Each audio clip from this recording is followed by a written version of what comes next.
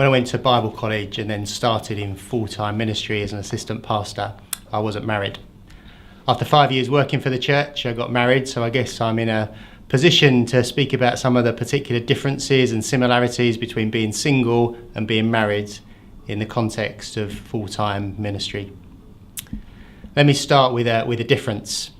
As a single man, I had much more freedom in how I used my time and could be more flexible and more spontaneous about doing things and meeting with people. Now that I'm married, I have a duty to my wife and now also to my children, so I need to be mindful of them in the decisions that I take and the way that I use my time. For all the blessings of being married, there are opportunities that come with being single that are no longer there when married. That said, of course, there are opportunities that come with being married that aren't there for a single person. For example, me and my wife are able to spend time with a mum who was struggling spiritually in a way that I wouldn't have been able to do as a single man. There are differences, but different doesn't mean better or worse. It doesn't mean effective or ineffective. It just means different.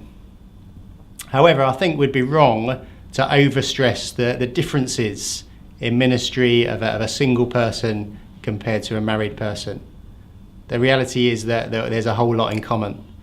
Whether single or married, people in ministry will experience joy and pain. There'll be temptations. We need to be deeply committed and to love our church family. Whether single or married, we're totally dependent on God and His grace. Our confidence isn't in who we are, how much time we have, how well we can relate to people in different situations.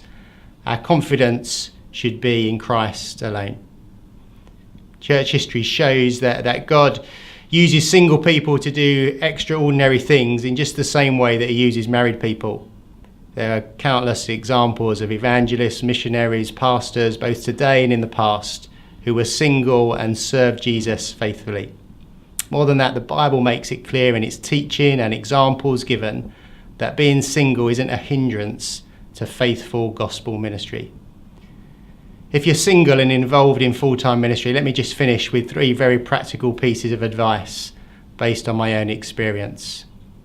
First of all, plan your day off.